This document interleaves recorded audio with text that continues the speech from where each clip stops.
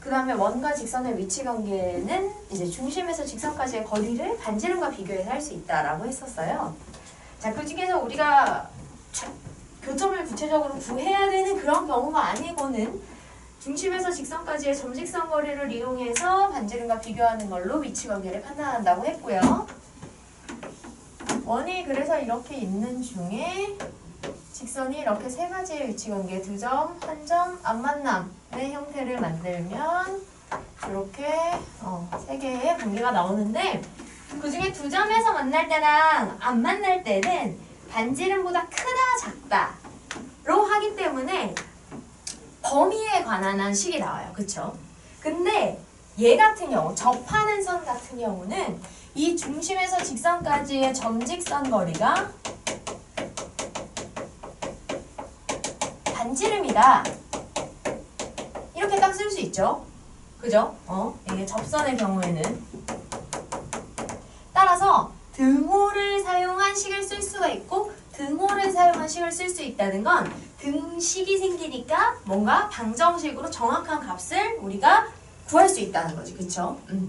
물론 범위에 해당하는 값을 구하고 싶을 때는 이제 범위를 쓰는 이렇게 두 점에서 만나거나 만나지 않는다를 쓸 수도 있겠지만 아무래도 이제 우리에게 딱 정확한 값을 요구하게 되는 경우에는 등호가 들어가는 접선을 쓰는 게 좋죠.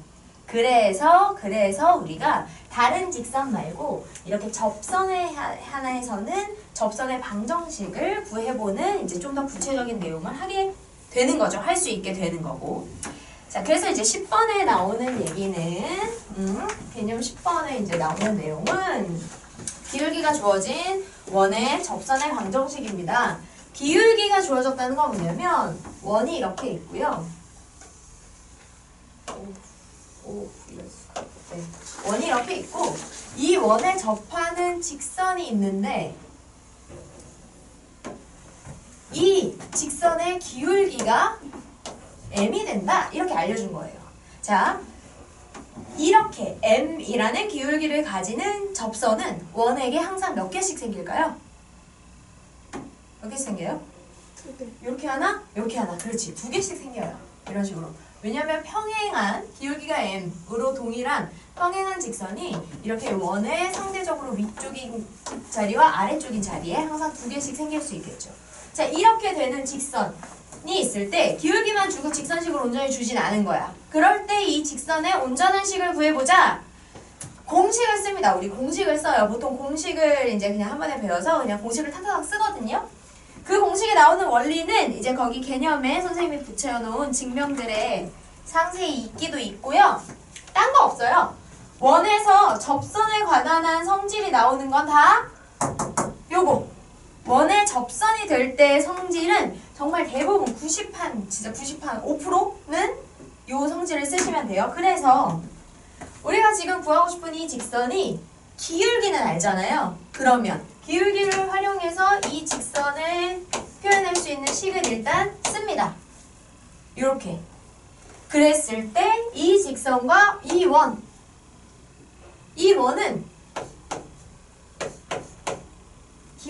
기본 원이라고 해볼까요, 일단?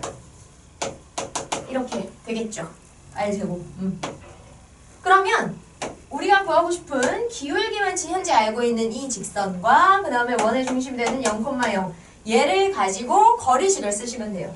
그러면 얘 넘겨서 계산하시면 루트 m제곱 플러스 1분의 요거 넘기면 이 직선식이 mx-y 플러스 n은 0이 되니까 여기다가 0,0 넣으면 이렇게 되는 거죠. 그죠? 맞아요? 이것이 뭐다? 이것이 반지름 루트 r이다. 이렇게 되는 겁니다. 맞아요? 되겠어요? 아, r제곱이니까 루트 r이 아니구나. 그냥 r이구나. 네. 자, 그래서 여기서 n을 구하는 게 우리 목표죠. 지금 n을 모르는 상태인 거니까 기울기만 알고. 그래서 얘를 넘겨서 계산을 하시면 절대값 n이 r 루트 m제곱 플러스 1이 되고 절대값이 특정한 값이 나올 때는 항상 풀마로 계산을 해주시면 돼요. 따라서 n의 값이 될 수 있는 값은 풀마 R 루트 m제곱 플러스 1이다. 그래서 이 값을 여기다가 넣어주면 기울기 m이 되는 접선의 방정식이 나오는 거예요. 근데 지금 이 공식은 뭐를 기준으로 했냐면 중심이 0,0인 원의식을 기준으로 했어요. 그쵸? 따라서 접선의 기울기를 알려주고 이 공식을 쓸 때는 그 접선이 생기는 원이 중심이 어디다? 0,0이 된다. 일 때만 쓸 수 있는 거예요. 오케이? 그러면 다른 원일 때는 중심이 0,0이 아닌 원이 있을 수 있잖아. 우리가 하는 원은 주로 사실은 0,0이 아닌 원을 더 많이 다루는데 자, 어떻게 이거를 따라서 이 원의 중심이 0,0인 이 원의 기울기가 m인 접선이 생길 때 그 접선의 방정식을 구해보시면 기울기는 알려줬으니까 알려진 그대로 쓰시고요. 여기에 풀마 R의 루트 m제곱 플러스 1을 이렇게 써서 접하는 직선의 방정식을 구해주시면 됩니다. 그런데 그래서 이제 우리가 보통 처음 배울 때는 그냥 이것만 배워요. 그래서 원점이 0,0일 때만 이제 이걸 쓰면 된다. 뭐 이렇게. 그럼 0,0이 아닌 원일 때는 어떻게 해요? 0,0인 원이 아닐 때는 기울기 알려줬으면 직선식 이렇게 y절편 비워서 설정하시고요. 중심과의 거리가 반지름이다 해서 0,0 대신 주어진 중심 쓰시면 돼요. 그쵸? 그래서 이 지금 공식이 나오는 원리, 이 원리만 알고 계시면 언제든 내가 필요한 식의 형태를 만들 수 있죠. 근데 이제 그거를 좀 더 우리 이제 응용이니까 좀 더 효율적으로 문제에서 적용해 볼 수 있는 방법을 우리는 한번 정리해 볼 건데요. 자, 좌표가 이렇게 있고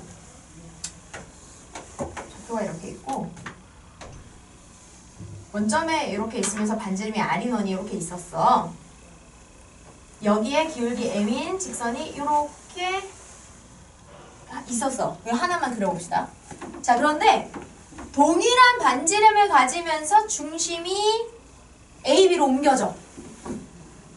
그러면 원이 예를 들어 AB가 여기라고 하면 반지름 이 정도 해가지고 뭐 이렇게 그릴 수 있겠죠? 반지름 동일해요. 여기가 R이면 얘도 반지름 R이야. 그러면 봐봐요. 얘가 지금 여기가 A, B라고 할 때 0,0이었던 중심이 A, B로 가면서 이 주변에 있던 점들이 그대로 쪼르륵 따라온 거야. 오케이? 그러면 거기에 붙어있던 이 접선도 원에 붙어서 그대로 따라오겠죠? 맞아요? 그래서 이렇게 따라오게 될 거예요. 동일한 기울기를 그대로 유지하면서 이렇게. 왜? 지금 이걸 평행이동하게 한 거고 평행이동은 이렇게 회전하지 않고 그냥 있는 상태에서 좌로 밀거나 우로 밀거나 혹은 얘를 위로 밀거나 아래로 밀거나 해서 움직이는 거니까. 그쵸? 따라서 이렇게 되면 x-a의 제곱 플러스 y-b의 제곱의 r제곱, 즉 반지름이 동일한데 중심만 a, b로 바뀐 원의식이 되고요. 그죠? 그때 이 직선은 기울기가 m이면서 중심이 0점이 아닌 원에 붙어있는 직선이 되는 거거든요. 그죠? 그런데 얘와 얘의 관계를 생각해 봅시다. 원점에서 접선으로 붙어있는 이 직선을 x축으로 a만큼 y축으로 b만큼 밀면 평행이동한 상태가 되는 거죠? 맞아요? 그래서 그냥 단독으로 이 직선만 보면 이 직선이 원에 붙어있어. 근데 붙어있는 원이 중심이 a, b인 자리로 옮겨갔어. 그럼 얘도 따라가는 수밖에 없잖아. 그럼 이 직선도 동일한 만큼 평행이동이 되면 되겠죠? 따라서 이렇게 중심이 평행이동을 해서 변화하게 되면 이 원점에서 기울기가 m일 때 생기는 직선도 평행이동, 동일한 평행이동을 시켜주시면 돼요. 그러면 평행이동, 중심이 평행이동한 만큼이 이 직선에도 적용됐으니 그 평행이동을 이 직선에 적용시켜 주시면 되겠죠. 그래서 이런 원에 접하는 기울기가 m인 직선은 y-b m x-a 불마 r 루트 m제곱 플러스 1 이렇게 변화하게 됩니다. 네. 가용이는 아직 이거 안에서 모를 수 있어요? 선생님이 따로 해줄 테니까 일단은 필기해 두세요. 네. 자, 그래서 이렇게 이 변화가 바로 A만큼 B만큼 평행 이동을 반영한 거잖아요. 그쵸? 그래서 이 원점을 지날 때 기본 시계 원의 중심이 이동했으면 붙어있는 접선도 그대로 이동했다. 그래서 원점일 때 기울기가 m이 되는 직선이 평행이동, 붙어서 평행이동했다 해서 평행이동을 반영하면 우리가 원점이 아닌 원에서도 공식을 이용해서 접선을 구할 수 있다. 되겠죠? 이렇게 하시면 되고요. 이 공식이 나오는 것도 아까 얘기했지만 애초에 이 원리를 쓰시면 돼요. 접선이 생긴다는 건 내가 지금 구하고 싶은 접선이 어떻게 되는지 시계 형태를 일단은 가지고 있는 최대한의 정보를 이용해서 시계 형태를 만드시고요. 그 접선이 되는 직선과 중심이 되는 좌표 사이의 거리가 반지름이 된다로 식을 세워서 나한테 부족한 정보를 마저 채우시면 되는 거예요. 알겠죠? 그게 기본입니다. 그게 기본인데 매번 그 같은 과정을 반복하니 이렇게 정리된 공식을 공식으로 기억해 놓으면 어때요? 그만큼의 시간이 단축되잖아요. 그쵸? 그래서 거기서 효율성을 이제 높이는 거지. 하지만 처음에 우리가 지금 연습하는 단계에서는 당연히 저런 과정들을 한 번씩 스스로 써보는 것도 아주 좋아요. 네.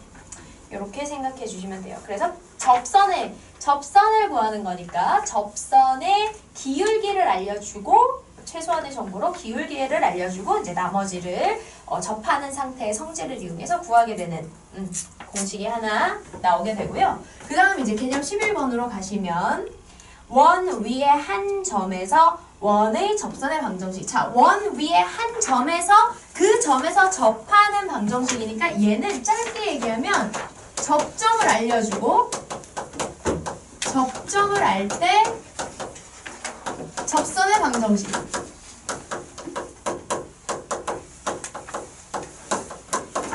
구하기 이렇게 되는 거예요. 얘도 뭐냐? 공식 쓰시면 됩니다. 얘도 공식을 쓰시면 돼요. 자, 가장 기본 공식은 마찬가지로 중심이 0,0일 때 0,0일 때를 씁니다. 그래서 x제곱 마이너스 플러스 y제곱은 r제곱이다. 이렇게 되고요.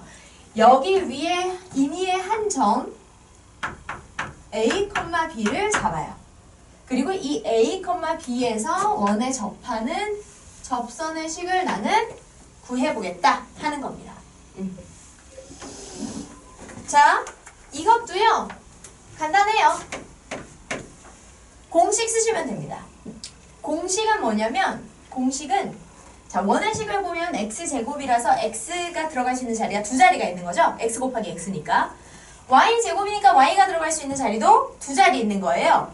그 두 자리에 바로 접점이 되는 요 좌표를 하나씩 넣어주시면 돼요. 즉 얘를 풀어서 써보면 x 곱하기 x 플러스 y 곱하기 y는 r제곱이다가 되어 있는데 이렇게 x 두 자리, y 두 자리 있는 중에 접점이 되는 점의 x 값을 x 한 자리에 y 좌표 값을 y 자리 한 자리에 넣어서 ax 플러스 by는 r제곱이다. 이렇게 만들면 이게 뭐가 된다? 접점에서의 접선의 방정식이 되는 거예요. 뭐 어렵지 않죠? 자, 이거는 어떻게 하는 거냐? 이거는 어떻게 하는 거냐면 어떤 성질, 원과 접선의 성질 중에 어떤 걸 쓰냐면 중심에서 이 접점까지를 연결하면 이렇게 연결하면 이게 뭐가 된다? 수직이 된다. 라는 걸 이용합니다. 그리고 이 접점이라는 게 원 위의 점이기도 하지만 접하는 점이니까 직선이 지나면서 지나는 점이기도 하잖아요. 그래서 사실은 이 접점을 준다는 건 직선이 지나는 한 점을 알려주는 거예요. 그럼 이렇게 직선이 지나는 한 점을 알려서 우리 뭐만 알면 되죠? 기울기만 알면 돼요. 그쵸? 기울기만 알면 되는데 거기에 뭘? 그 기울기를 구하기 위해서 뭘 쓴다고요? 중심에서 얘 접점을 연결한 이 선분이 직선에 뭐가 된다? 수직이 된다 라는 성질을 쓴다는 거예요. 수직이 된대요. 뭐 쓰시면 돼요? 수직이 되고 알고 싶은 건 기울기야. 그렇지. 기울기끼리 곱하면 마이너스 1이다. 늘 쓰시면 됩니다.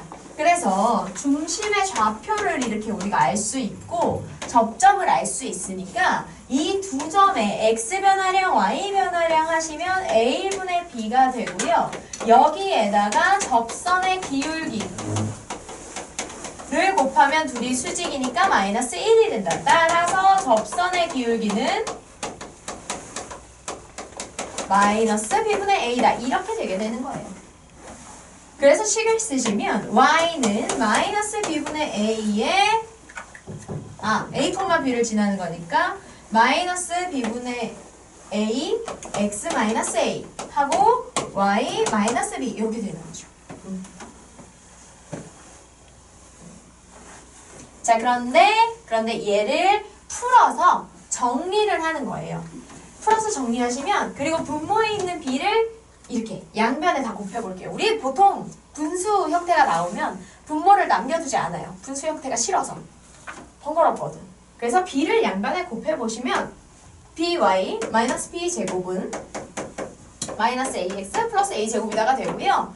얘를 넘기면 ax 플러스 by는 a 제곱 플러스 b 제곱이 되는데 a, b는 원 위의 점이기 때문에 이 주어진 원을 식에 넣을 수 있죠?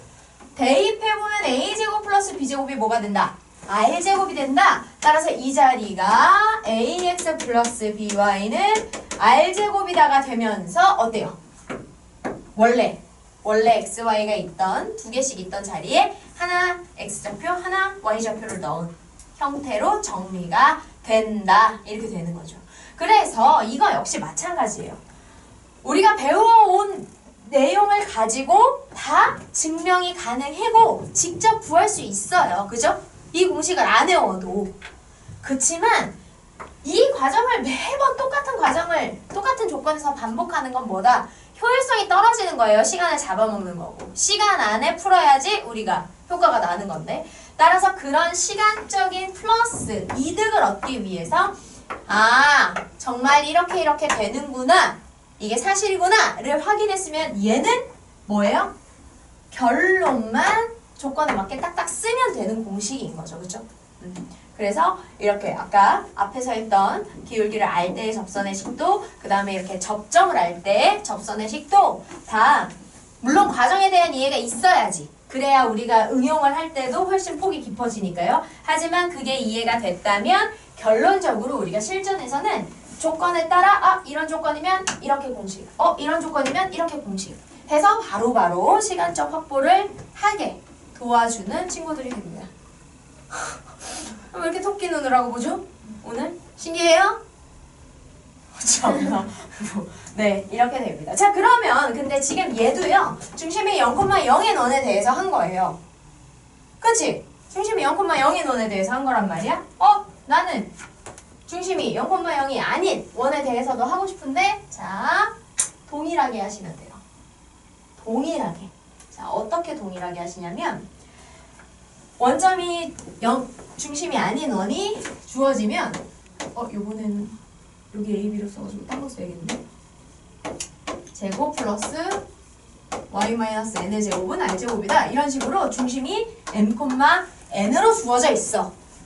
그죠? 그러면 이 경우에는 어떻게 하냐? 똑같아요, 얘랑. 자, x 뒤에 상수가 달려 있어서 그렇지, 항이 두 개가 돼서 그렇지, 어쨌든 x가 들어가는 식이 제곱이니까 똑같은 거 두 개 있는 거죠. 그죠? 그래서 얘를 풀어서 써보면 x-m, x-m 플러스 y-n, y-n 는 r제곱이다. 이렇게 되는 거예요. 이렇게 된 상태에서 접점이 주어지면 어떻게 하라고요? 이 접점을 두 개 있는 x 자리 중에 하나, 두 개 있는 y 자리 중에 하나 넣으시면 돼요. 그래서 여기 원에 접점이 a, b라고 하면 여기랑 여기에 하나씩 넣으시면 됩니다. 따라서 a-m 곱하기 x-m 플러스 b-n 곱하기 y-n은 r 제곱이다. 이렇게 써주시면 돼요. 이렇게 써주시면 됩니다. 그래서 기본 형태에서의 원리와 그 다음에 중심이 0,0이 아닌 확장된 형태, 여기까지만 아시면 돼요. 선생님이 이제 다 정리해 놓은 그 교재에는 일반형에서도 어떻게 하는지 나와 있거든요. 근데 사실 이 일반형에서는 일반형이 주어졌어. 그리고 그런 일반형의 식을 가지는 원에 접점이 주어지고 접선의 방정식 구하래. 그러면 그냥 그 주어진 일반형을 어떻게? 표준형으로 바꾸고 이거 쓰시면 돼요. 이렇게 일반형에서까지 이렇게 이걸 외우는 건 그건 쓸데없는 짓인 거지. 내가 처리 가능한 범위 안에, 단순한 과정으로 처리 범위 안에 있는 애들은 그냥 처리해서 하시면 되고요. 모든 공식을 외울 필요는 없어요. 하지만 내가 원리를 이해하고 알고 있을 때 뭔가 시간적인 이득이나 문제풀이의 효율성을 확보할 수 있는 최소한만 아시면 돼요.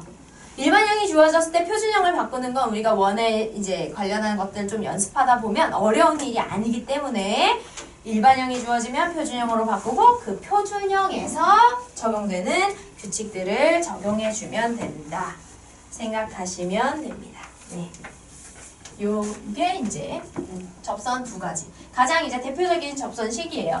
그래서 이 두 가지는 원의 식이 주어지면 그 원의 식을 활용해서 조건에 맞는 접선식을 구하는 거였는데 어쨌거나 두 가지 다 원리는 뭐였냐? 원과 접선이 이루는 성질들을 식으로 정리하면 되는 거였어요. 그쵸? 그래서 이제 이렇게 두 가지 공식을 했었고 마지막에 나오는 거, 12번의 내용에 나오는 거 사실 그게 진짜죠? 걔가 진짜입니다.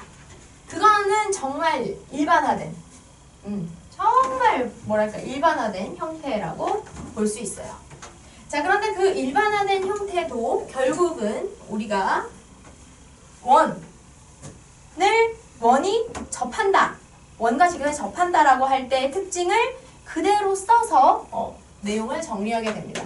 자, 원 밖의 한 점에서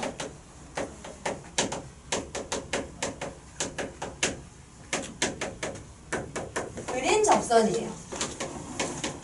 원 밖의 한 점이에요. 자, 이제 주어지는 점은 원과 아무런 상관이 없어요. 그럼 당연히 원의 식을 가지고 뭔가 할 수 있는 게 있겠어요? 없겠어요? 없어요. 원과 아무런 상관이 없거든요. 자, 어떻게 되는 거냐? 원이 이렇게 있고요. 말 그대로예요. 원 밖에 한 점이 있어요. 그리고 이 점에서 원을 향해서 직선을 그리는데 그 직선이 원과 접하는 상태가 그냥 되는 것 뿐이에요. 그래서 이렇게 이런 식으로 이렇게 그려주시면 됩니다. 자, 그래서 이 점을 뭐 A, B라고 해볼게요. 선생님도 됐어요. 자, 이렇게 했을 때 과연 이 접선의 방정식은 어떻게 구할 것인가? 우리가 구하고 싶은 접선의 식을 우리가 이제 직선식을 구해야 되는 건데 직선에 관한 정보 하나 있죠? 뭐예요? 바로 이 접선을 그리는 외부의 점을 직선이 지나는 거잖아요. 맞아요? 그래서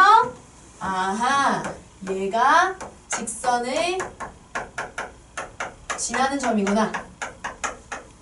그러면 우리가 지금 구하고 싶은 직선식을 할 때 얘가 이 접한다는 정보를 이용할 것이고 접한다는 정보를 이용하는 것은 중심에서 접점을 연결했을 때 이게 수직이고 또 점에서 직선까지의 거리를 구했을 때 그것이 반지름이 된다 하는 거잖아요. 그럼 그걸 이용해서 우리가 뭔가를 구하려면 어쨌거나 뭐가 필요하냐면 직선식이 필요해요. 그죠? 자, 접선에 관한 성질 두 가지. 중심에서 접선의 접점을 연결하면 수직이 된다와 중심에서 접선까지의 거리가 반지름이 된다 이렇게 두 가지가 있는데 지금 이 문제는 접점을 모르죠. 따라서 이 반지름으로 연결한 얘와 그 다음에 이 직선의 기울기도 모르기 때문에 기울기의 곱이 -1이다를 쓰는 건 아무 소용이 없어요. 쓸 수도 없고요. 그렇죠? 그러면 이 문제는 무엇을 쓸 것이냐? 중심에서 직선까지의 거리가 반지름이 나온다. 를 통해서 직선의 부족한 정보를 알아낼 것인데요. 점직선 거리를 쓰려면 직선의 형태가 기본적으로 필요하잖아. 그러면 불완전하더라도 지금 이 접선을 표현할 수 있는 식 무언가는 내가 만들어줘야 되는 거예요. 자, 그걸 만들 때 어떻게 하는 거야? 지나는 점, 얘를 쓰는 거죠. 우리가 직선식을 구하는 여러 가지 방법 중에서 지나는 점을 알려줬을 때 누구만 알면 직선식 쓸 수 있어요? 누구만 알면? 기울기만 알면 직선식의 형태 만들 수 있었어요. 따라서 이렇게 직선이 지나는 점을 주고 그 점을 지나게 되는 직선에 관한 걸 내가 구해야 될 때는 여기에 기울기 정보만 더해주시면 돼요. 임의로 놓으면 되겠죠, 미지수로. 그리고 얘를 이제 문제에서 주어진 조건을 적용하면서 구하면 되는 거예요. 그쵸? 조건에 맞게. 따라서 원에서뿐만 아니고요. 직선에 관한 문제, 내가 뭔가 직선을 다루거나 구해야 되는 문제에서 그 직선이 지나는 점을 주면 무조건 기울기의 값만 m이라고 붙여주시고 구하고 싶은 직선의 형태 만들어서 이제 문제에서 주어진 조건들 적용시켜 주시면 돼요. 그럼 얘는 지나는 점이 a, b고 기울기가 m이니까 이 접선이 되는 직선식은 y-b는 m의 x-a다 이렇게 쓸 수 있게 되는 거겠죠.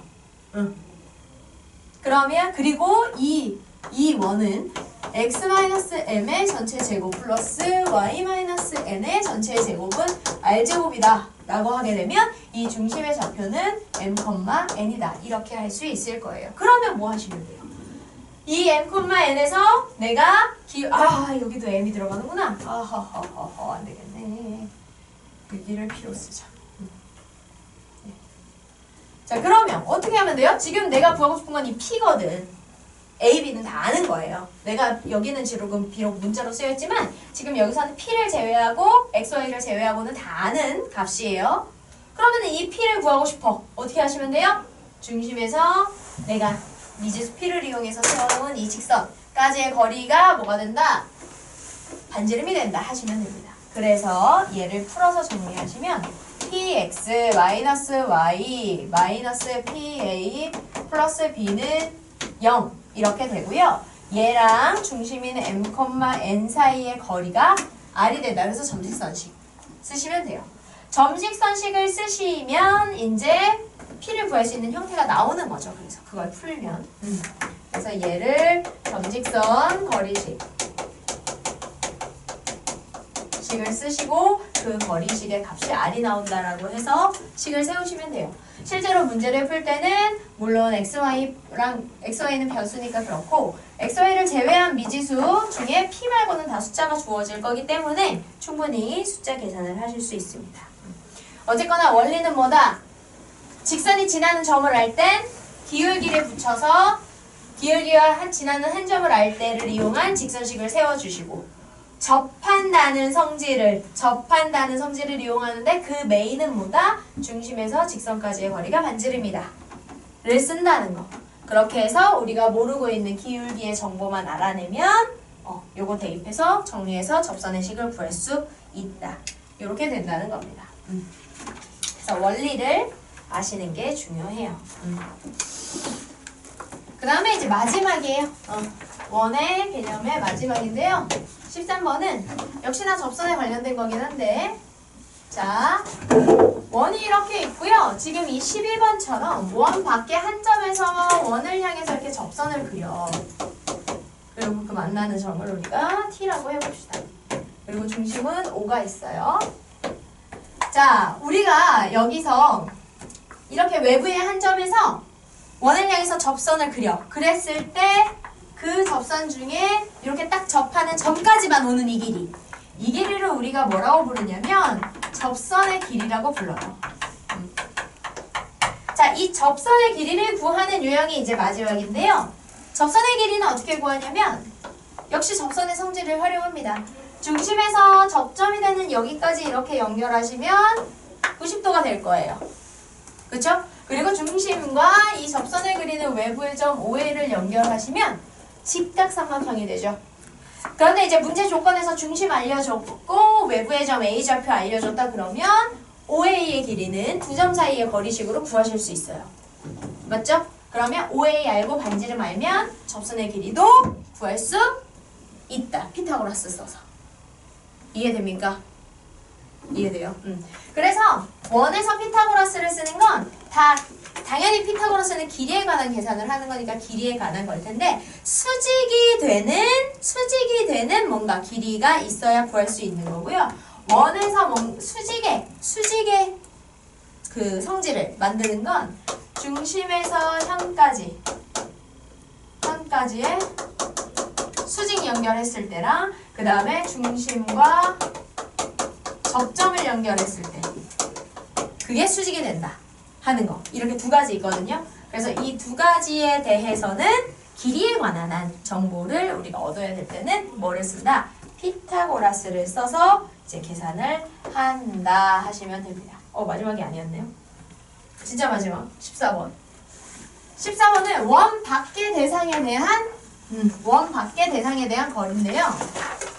이제 13번 같은 경우는 원 밖의 대상이 원까지의 접점을 그렸을 때 그 길이를 구하는 거였고요. 14번은 정말로 원 밖의 대상에 대해서 원 위에서 그 대상까지의 거리에 대한 관계를 이제 생각해 보는 거예요. 자, 이렇게 원이 있고요. 여기 밖에 P라는 점이 있어요. 여기 중심 O가 있고요. 자, 그랬을 때 이 원 중심에서가 아니고요. 원 위의 점 중에서 P까지의 거리가 최소인 걸 찾고 싶은 거예요. 얘가 점일 수도 있고요. 직선으로 주어질 수도 있어요. 어쨌거나 원 밖에 있는 대상을 향해서 원 위의 점 중에 가장 가까운 애. 왜? 여길 봐요. 옆을 보지 마시고. 를 찾고 싶다. 그러면 어떻게 하시면 돼요? 원의 중심에서부터 거리를 구하고 싶은 대상까지를 일직선으로 쭉 연결합니다. 그리고 얘를 연장해서 그려줘요. 이렇게. 자, 이렇게 해서 연장해서 그려보면 얘가 원 위의 점과 만나는 게 두 개가 생겨요. A, B라고 해볼까요? 그럼 보세요. 여기 O에서 중심에서부터 P를 향해서 오는 중 만나게 되는 이 A가 P를 향해서 가장 바깥쪽으로 튀어나와 있는 점이겠죠? 맞아요? 그래서 원 위의 점에서 P까지의 거리 중에 최소가 되는 거리가 이만큼인 거고요. 그러면 그 일직선, 지름의 끝에 있는 이 가장 반대쪽에 있는 애가 가장 바깥쪽으로 볼록하게 되어 있는 애겠죠? 따라서 P에서부터 가장 멀어지는 거리가 되는 겁니다. 그러면 결국 어떻게 하면 되냐면 얘를 기준으로 잡으시면 돼요. 중심을 알고 외부의 점 P를 알면 중심과 P 사이의 이 거리식을 구할 수가 있고요. 그 중에 원 위의 점이니까 이 중심에서 여기까지의 거리 반지름을 빼면 나오는 게 최소 거리고 거기다가 반지름을 더하면 나오는 게 최대 거리가 되겠다. 그래서 무조건 중심에서부터 바깥에 있는 대상까지의 거리를 구하시고 그 중에 반지름만큼 빼서 그 직선에 가장 가까이 가 있는 점이 최소 거리, 반대로 반대쪽 뒤에 있어서 반지름만큼을 더해서 가장 바깥쪽으로 볼록한 멀리 있는 점이 최대 거리를 만드는 점이 되는 거예요. 그래서 만약에 이 밖에 있는 대상이 직선이 돼도 마찬가지인데요. 이렇게 직선이 있고 여기 원이 있어. 그런데 이 원 위의 점에서 직선까지의 최소 거리를 구하고 싶대. 혹은 최대거리를 구하고 싶대. 그럼 어떻게 하라고요? 기본은 딴 거 없어요. 무조건 중심 딱 찍으시고요. 이 중심에서부터 직선까지의 수직거리, 점직선 사이 거리 이용해서 구하시면 돼요. 그리고 그 거리를 구하는데 쓰인 이 직선에 여기 만나는 두 교점이 하나는 최대, 하나는 최소가 되기 때문에 그쵸?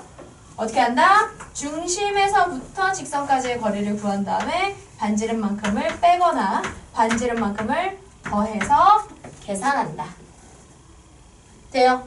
그래서 밖에 있는 대상을 향해서 하는 건 다 이렇게 하시면 되겠습니다. 됐어요. 자, 그럼 이게 이제 기본적인 내용들이었고요.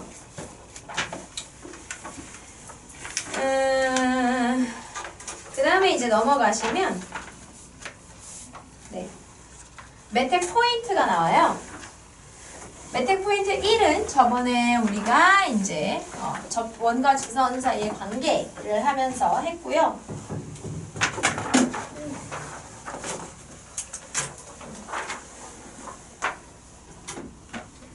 그 다음은 이제 우리가 극선의 방정식이라는 걸 해볼 겁니다. 극선의 방정식. 자, 극선이라는 건 뭐냐면요. 극선이라는 건 뭐냐면 원을 뚫고 지나가는 원 위의 두 점을 연결해서 생기는 선을 우리가 극선이라고 부릅니다. 이해돼요? 자, 그래서 거기 보시면 밖에 한 점에서 원을 향해서 접선을 그렸고 그 접선에 의해서 교점이 나왔고 그 교점이 되는 AB의 길이를 구해보겠다 하는 거거든요. 이거는 그럼 어쩔 수 없이 AB를 좌표를 구해야 되는 거 아닌가요, 선생님? 네, 아닙니다. 그 AB가 원에 뭐가 되는 거예요? 선분 AB가 원에 뭐예요? 선분 AB. 딱 AB만 연결되어 있다고 생각해봐. 현이 되는 거죠. 그렇죠. 그죠? 그런 성질을 쓸 거예요. 자, 그래서 매트 포인트 2 보시게 되시면 원이 이렇게 주어져 있고요. 원을 한 번에 그릴 수가 없네요. 선생님 고등학교 때 우리 지구과학 선생님이 진짜 원을 잘 그렸어요.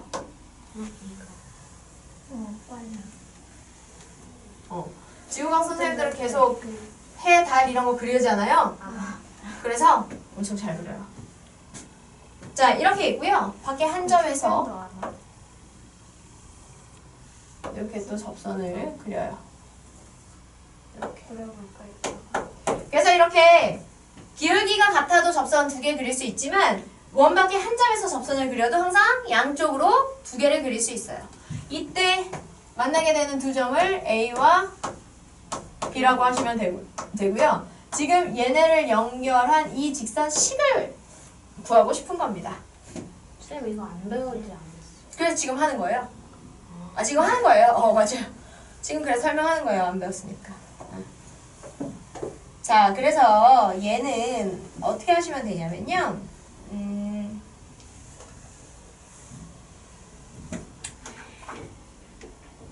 사실 별거 없어요. 지금 이거 보시면 짠 이렇게 했을 때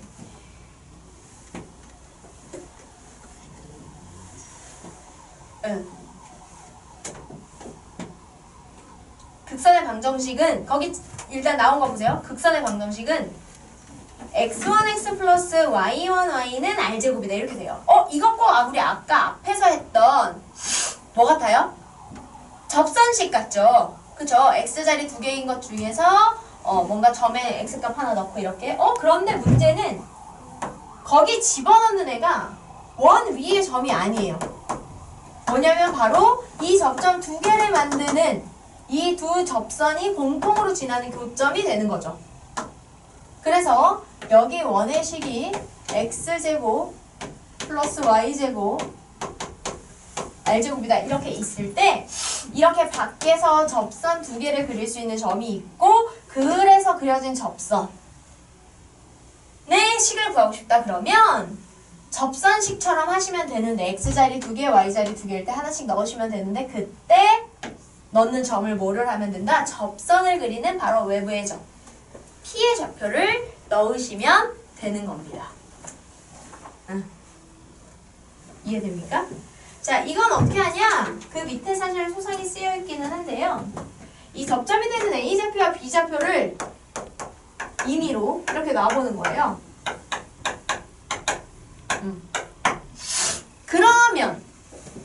그러면 얘를 넣었을 때 그죠? 그렇죠.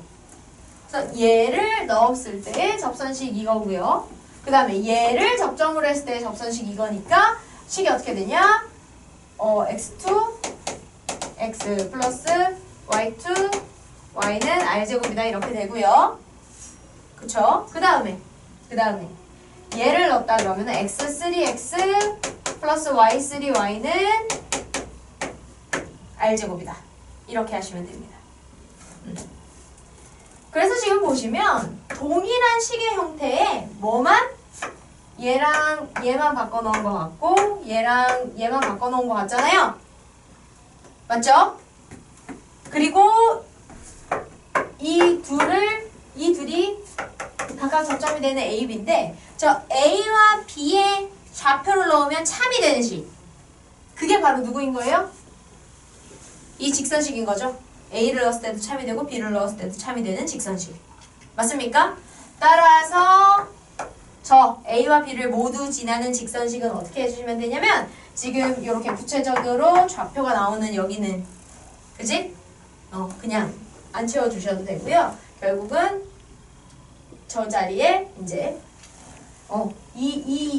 여기 x값에 요거를 집어넣은 그 식의 형태가 된다라고 하시면 돼요. 근데 문제는 그럼 선생님 여기 미지수는 여기다 넣을 건데요? 그치?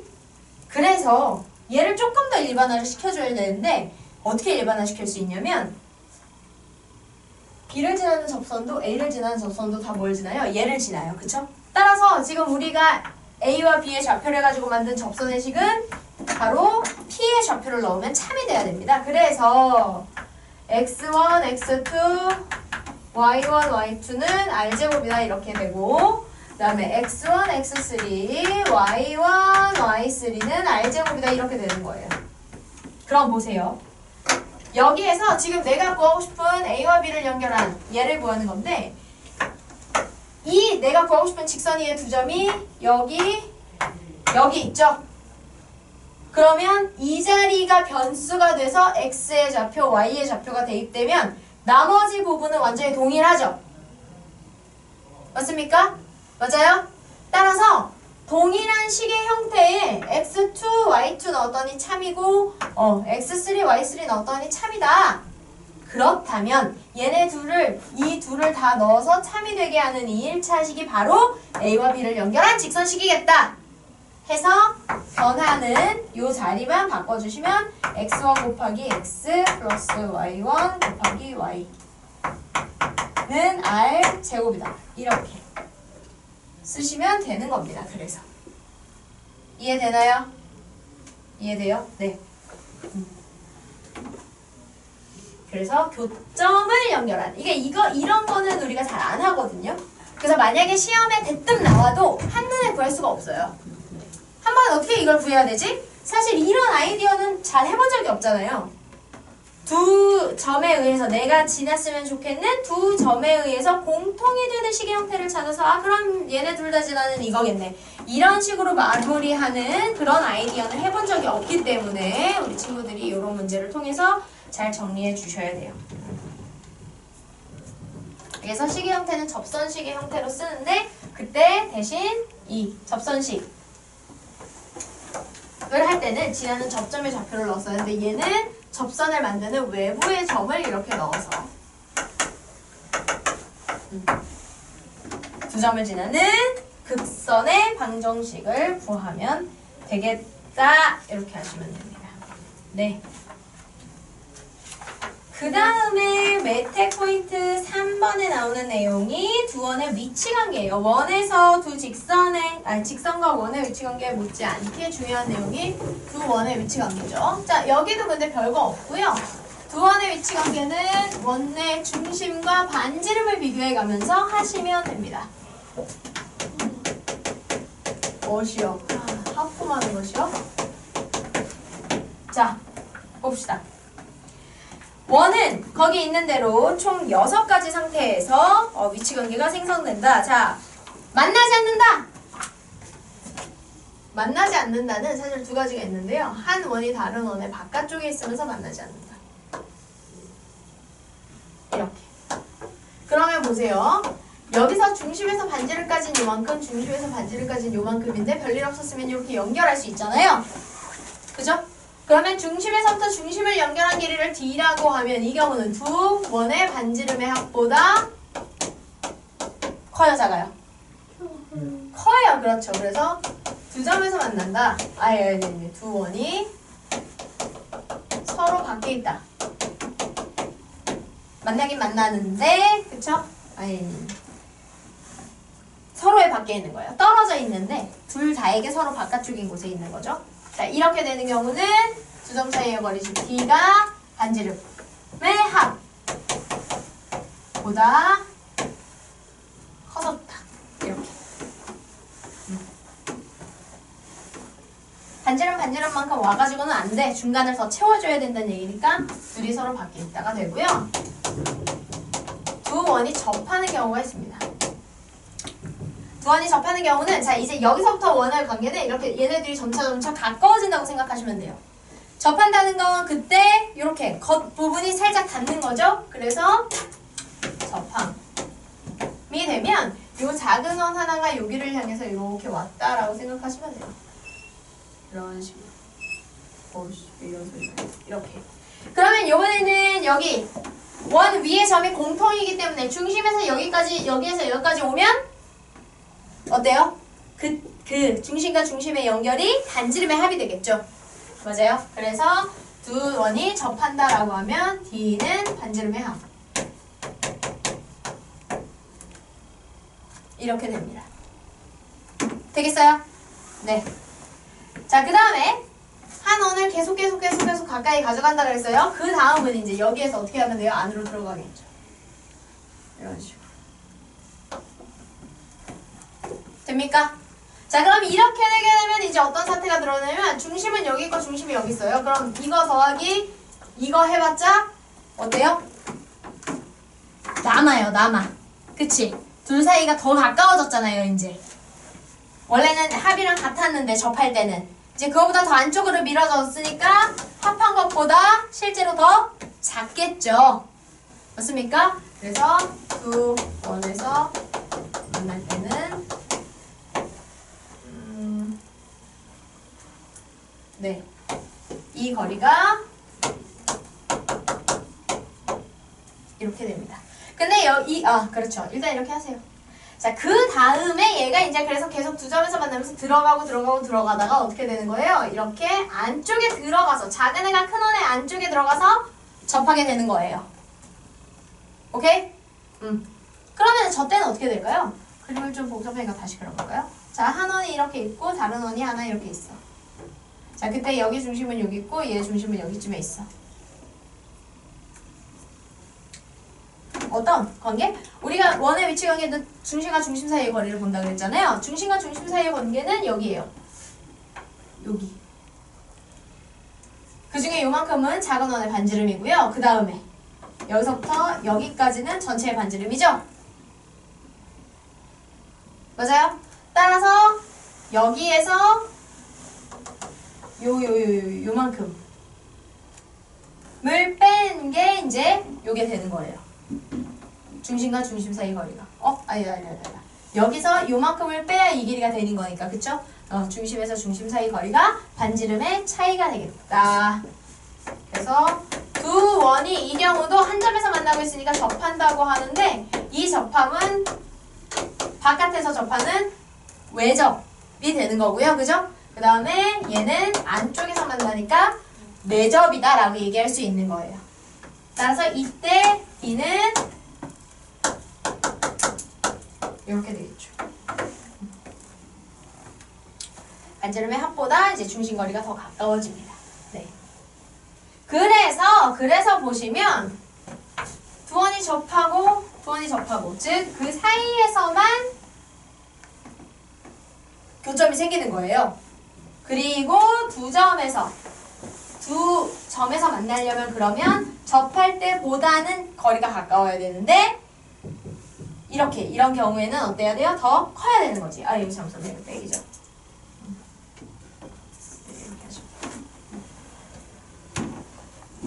그리고 R1과 R2가 지금처럼 문자로 써서 정확하지 않을 때는 항상 차이에는 절대값을 써주시면 됩니다. 네. 어쨌거나 그래서 두 원이 접하는 바깥에서 접하든 안에서 접하는 내접을 하든 그 사이에 두 점에서 만나는 상태가 있는 거예요. 그쵸?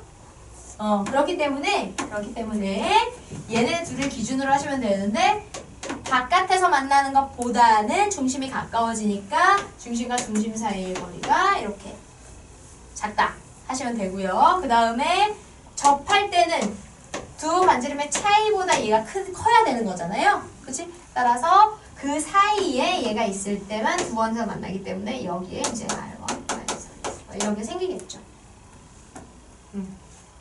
아 이거 조금해서 이렇게 써서 그런데요. 제대로 써줄게요. 자, 두 원에서 만남은 그러면 안쪽에 두 개 중에 하나 작은 애가 완전히 안으로 들어가 버리기 전까지니까 둘의 차이의 절대값이다. 이렇게 하시면 됩니다. 이해돼요? 이렇게 이해되고요. 그리고 나면 이제 어떻게 되겠어요? 여기 등호 아니죠? 왜 이래요? 네, 여기 이렇게 등호를 써야죠.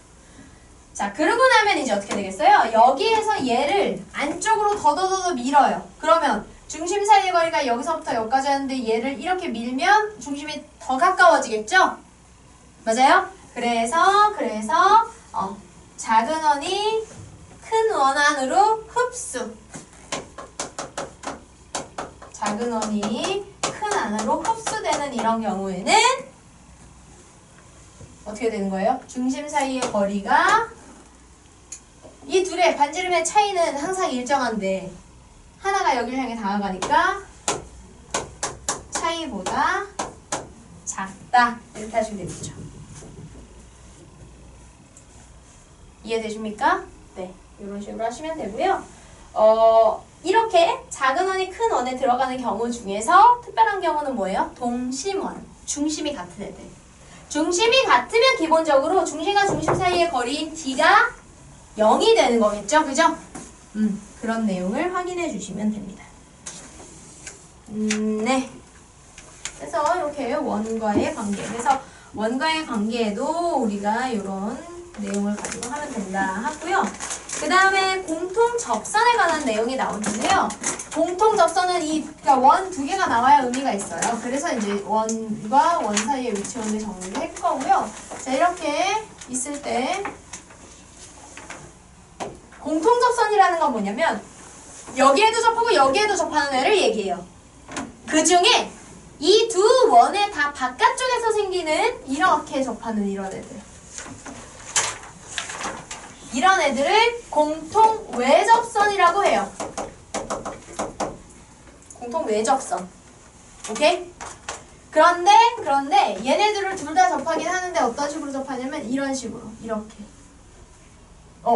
안 접해.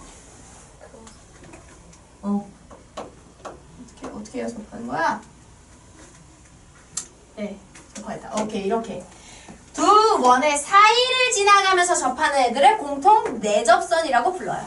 그럼 내접선도 이쪽 방향으로 하나 더 있겠죠? 이렇게 하나 더 있고 외접선도 이렇게 위로 하나 더 있어서 이렇게 네 개가 항상 세트가 되게 됩니다. 되겠죠? 조용히 해요. 자, 이렇게 되는데 이게 이제 공통 내접선, 외접선에 관한 문제인데 여기에서 접선의 그 특정한 길이를 구하라고 해요. 그게 뭐냐면 여기 접하고 여기 접하는 접점부터 접점까지의 길이 이거를 한번 구해보자 라는 문제를 많이 내거든요. 아까 접선의 길이 구할 때와 많이 다르지 않아요? 원이 접선에 대해서 가지고 있는 선들 중에 뭐를 쓴다? 중심에서 접하는 여기까지가 이렇게 되겠죠? 그리고 좌표를 원의 식을 준다면 중심과 중심 사이의 거리 당연히 구할 수 있고요. 자, 그때 얘는 어떻게 구하냐? 얘는 어떻게 구하시면 될까요? 지금 보시면 중심에서 여기까지 수직이고 여기서 여기까지 수직이라서 동일한 대상의 수직이니까 얘네들이 평행하게 돼요. 맞죠? 자, 그럼 어떻게 하냐면 내가 길이를 구하고 싶은 이 x를 쭉 올려요. 쭉 올려서 어떻게 하냐? 지금 이렇게 연결한 반지름을 타고 쭉 올리다가 처음으로 어느 한 원의 중심이 걸릴 때 이렇게 하시면 돼요. 올려요. 그러니까 얘를 올린다고 생각하시면 돼요. 둘 중에 한쪽 중심이 끝에 닿을 때까지. 이해됩니까? 네. 자, 그리고 나면 어차피 얘와 얘가 평행하게 왔기 때문에 여기도 평행하잖아요. 맞아요? 그러면 그때 이 길이 x라고 하고 여기와 여기, 여기와 여기 차이 구하면 피타고라스 구할 수 있겠죠. 근데 이 길이는 어떻게 알까요? 이 길이는 큰 원 반지름에서 작은 그렇지. 여기서부터 여기까지 해서 작은 원의 반지름만큼 양쪽으로 올라왔으니까 큰 원의 반지름에서 작은 원의 반지름 빼주시면 되는 거예요. 되나요? 돼요. 네. 그래서 이렇게 길이에 관한 정보를 구하는 것까지 지금 일단 해봤습니다. 뭘 쉬는 시간이야? 쉬는 시간이라는 줄 알았네. 아니구만. 한참 나왔구만. 네. 자, 그래서 이런 문제들 우리가 해볼 수 있으면 되겠고요. 자자자자자자자자. 우리 지난번에 어디까지 하다 끝냈어요? 6번, 7번 했고 16번 하지 않았어요? 아직 안 했네요. 자, 그러면 남은 문제들을 마저 조금만 풀어봅시다. 문제 풀어보고 오늘은 문제 풀면서 선생님이 좀 개별 케어 해주면서 볼 거예요. 알겠죠? 자, 그 전에 문제 풀려고 했던 건 풀어보자. 자, 근데 뒤로 넘겨보시면 오늘 한 내용 중에서 원 밖의 한 점에서 원까지의 거리, 그러니까 원 밖의 대상에 대한 원위의 점의 거리에 관한 얘기 했었는데요. 우리가 그걸 어떻게 써먹는지에 대한 얘기를 좀 해볼게요. 16번이에요. 발전 16번.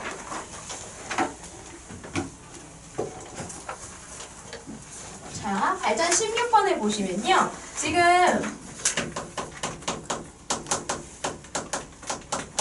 원이 이렇게 있고요. 원이 이렇게 있고 보기 좋게도 다 중심이 0,0이고 반지름이 2인 원이에요. 자, 그런데 A 그렇죠. 지금 보시면 A, B가 있고요. 원위의 임의의 한 점 P를 이렇게 연결해서 삼각형을 이렇게 만들었네요. 자, 그랬을 때 PA 제곱과 PB 제곱의 최소값을 구해보자 라고 하고 있죠. 어떻게 구할 수 있을까요?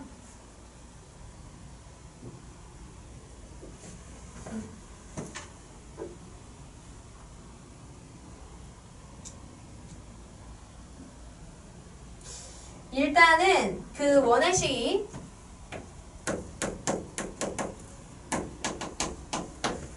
이렇게 나오고요. 그 다음에 어떻게 하면 좋을까?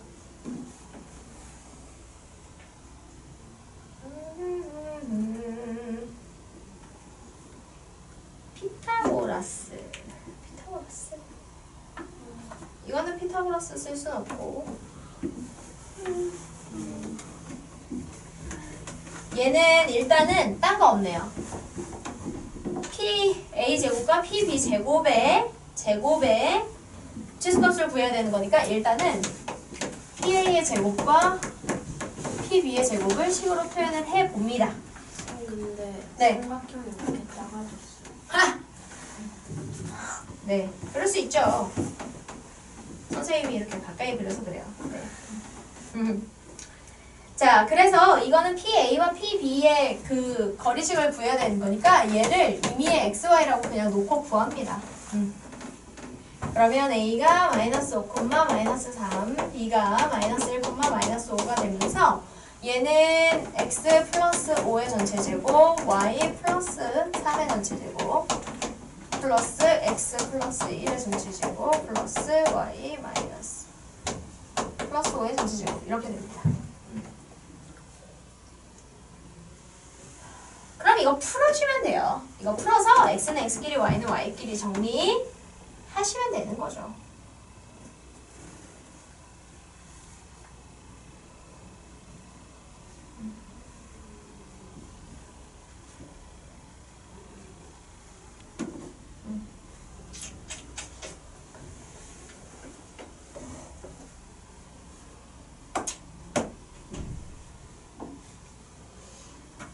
그래서 여기에서부터 여기까지의 거리 여기 이렇게가 제일 작게 되려면 사실은 이 길이도 작아야겠죠.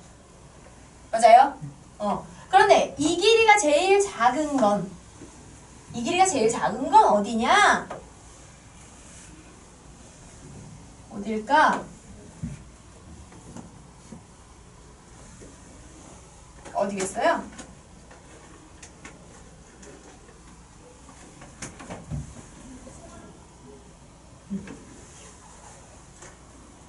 어디냐면 중심에서부터 이렇게 내려온 선이에요. 중심에서부터 이렇게 내려온 선. 그리고 걔가 여기 중점과 만날 때 그때 원과 만나는 점을 이렇게 만들면 된다는 거죠. 이렇게. 그러면 얘가 지금 이렇게 쭉 내려와서 AB의 중점에 닿게 했기 때문에 여기가 이제 이렇게 됐고요. 그럼 얘가 중선에 와서 닿았기 때문에 여기서는 뭘 쓰시는 거냐면 중선 정리 쓰시는 거예요. 중선 정리. 왜냐면 구하고 싶은 게 이거의 제곱 더하기 이거의 제곱이거든. 그러면 우리 첫날 했던 중선 정리 쓰시면 이거의 제곱 더하기 이거의 제곱의 2배 하면 되는 거잖아요. 그렇죠? 네. 그렇게 하시면 됩니다.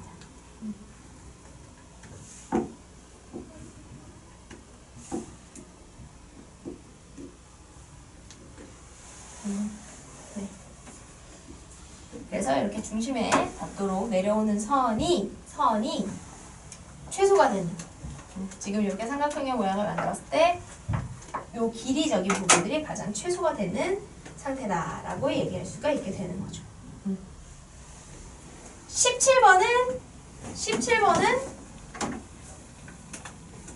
우리가 아까 원에서부터 거기까지의 거리 했던 거를 또 다시 쓰면 어떻게 되는 거냐? 원이 있고요. 요번엔 직선이 있죠. 그리고 직선 위에 점도 있어요. 여기 위에 원 위에 한 점을 잡아서 BC랑 연결해서 삼각형 만드는데 그 넓이가 최소가 됐으면 좋겠다, 최대가 됐으면 좋겠다. 즉 어떤 형태의 삼각형이 되는지 먼저 파악을 해야 돼요. 자, 이렇게 원 위에 한 점과 BC를 연결하면 이렇게 삼각형이 되고, 자, BSC의 좌표는 알고 있으니까 구하시면 돼요. 그쵸? 두 점 사이에 거리식해서 구하시면 되고요. 얘가 길이가 주어지면 결국 뭐예요? 중심에서 여기까지 이렇게 수직상. 이렇게 될 때가 제일 가깝고 짧은 H가 되는 거겠죠? 그죠? 즉, 원 위에 한 점에서 BC까지의 뭐를 최소와 최대를 찾는 문제가 되는 거예요. 그러면 중심에서부터 쭉 연결해서 이렇게 가가지고 최소 같은 경우는 이거 반대로 빼면 되고 최대 같은 경우는 여기서 쭉 반대로 가서 최대 하는 거고. 그래서 중심에서 일단은 직선까지의 거리식을 하시고 거기서 반지를 뺀 게 최소, 반지를 그 다음에 거기다 반지를 넣은 게 최대다 라고 해서 높이를 구하시면 돼요. 그러면 이 최소가 되는 높이를 곱하면 넓이 최소 한 번, 전체가 되는 높이를 구하면 전체 높이가 최대일 때니까 넓이 최대 이렇게 되겠죠. 이해돼요? 알겠어요? 네, 문제 풀면서 해볼게요. 자,